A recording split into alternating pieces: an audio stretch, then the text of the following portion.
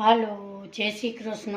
આજે આપણે કેસર પેંડા બનાવીશું। રક્ષાબંધન હોય કે કોઈ પણ તહેવાર હોય તો ઘરે આ કેસર પેંડા બજાર જેવા જ 10 થી 15 મિનિટમાં બનાવી શકો છો। દેખાવમાં અને સ્વાદમાં બજાર જેવા જ તૈયાર થાય છે। હા ફ્રેન્ડ, હજી સુધી મારી ચેનલને નવા હોય તો હજી સુધી મારી ચેનલને સબસ્ક્રાઈબ ન કરી હોય તો સબસ્ક્રાઈબ ચોક્કસથી કરજો। બન્યા છે ને સરસ, એકદમ સરસ બજાર જેવા જ। તો મારી ચેનલને લાઈક ને સબસ્ક્રાઈબ જરૂરથી કરજો।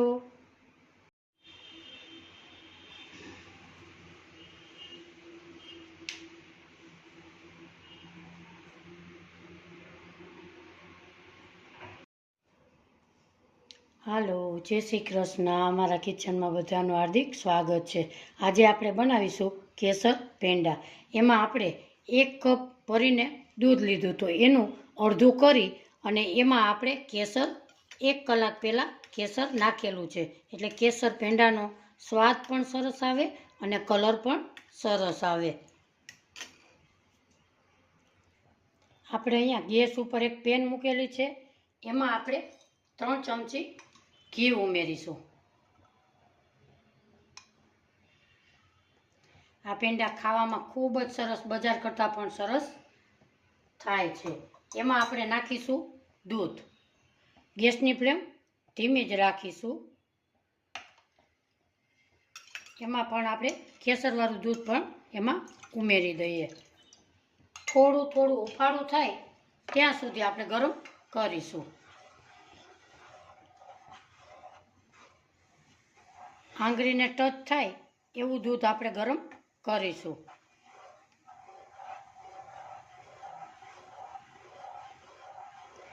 આપણું દૂધ હુંફાળું એવું ગરમ થઈ ગયું છે। હવે ગેસની ફ્લેમ આપણે બંધ કરીશું। અહીંયા આપણે ગેસની ફ્લેમ બંધ જ છે। એમાં આપણે નાખીશું 2 કપ મિલ્ક પાવડર।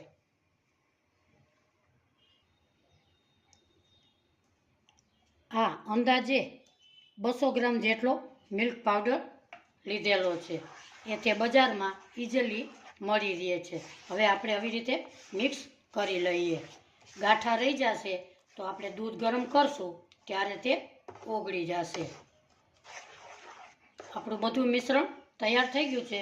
હવે આપણે ધીમી ગેસે ગેસને ચાલુ કરીશું। ગેસની ફ્લેમ આપણે ધીમી જ રાખશું અને આ પાવડરને સારી રીતે મિક્સ કરી લઈએ। આ રીતે સતત હલાવતા રહીશું એટલે મિલ્ક પાવડર ચોંટવા લાગશે નહીં। ધીમા તાપે પકવશું 6 થી 7 મિનિટ।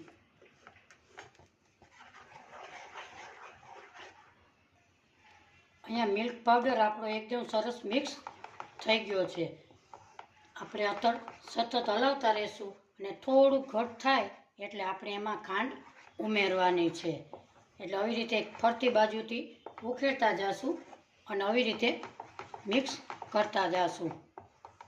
આ પેંડા ખાવામાં ખૂબ જ સરસ સ્વાદિષ્ટ લાગે છે અને બજાર કરતાં પણ સરસ, એકદમ સરસ બને છે। આવી રીતે સતત આપણે હલાવતા રહીશું અને થોડું ઘટ થાય ત્યાં સુધી આપણે હલાવીએ। આપણું એકદમ સરસ ઘટ થઈ ગયું છે। એમાં આપણે 3/4 ભાગની ખાંડ ઉમેરીશું। તમે ગળ્યું કે ખાતા હોય તો તમારા ટેસ્ટ મુજબ તમે ઉમેરી શકો છો। ફરી આપણે આવી રીતે મિક્સ કરી લેશું અને મિશ્રણને ખાંડ બળે ત્યાં સુધી આપણે એને હલાવીશું। આપણું મિશ્રણ પેન છોડવા લાગે ત્યાં સુધી આપણે હલાવીશું। વધારે પડતો ડ્રાય નથી કરવાનો, નહીં તો તમારા પેંડા ડ્રાય બનશે। આવી રીતે આપણે હલાવી લઈએ। આપણું મિશ્રણ એકદમ ઘટ થવા લાગ્યું છે। આ પેંડા તમે ઇઝીલી ઘરે બનાવી શકો છો। આમાં નાખીશું આપણે ફ્લેવર માટે 1 નાની ચમચી એલચીનો પાવડર। એને પણ આવી રીતે મિક્સ કરી લઈએ। બજાર કરતાં પણ સરસ અને બનીને તૈયાર થાય છે। આવી રીતે ફરતી બાજુ ચોંટે નહીં એનું આપણે ધ્યાન રાખશું અને આવી રીતે હલાવતા રહેશું.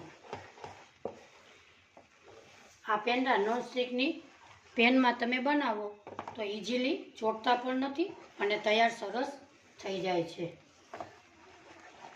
આવી રીતે મિશ્રણને એકદમ સરસ ઘટ થાય ત્યાં સુધી, પેનમાં છૂટવા લાગે ત્યાં સુધી આપણે મિશ્રણને હલાવી લેશું. તમે જોઈ શકો છો આપણું મિશ્રણ પેનને છોડવા એકદમ લાગ્યું છે. હવે આપણે 2 જ મિનિટ એને પકવશું. એકદમ ડ્રાય નહીં કરીએ, નહીંતર આપણા પેંડા પણ ડ્રાય થશે.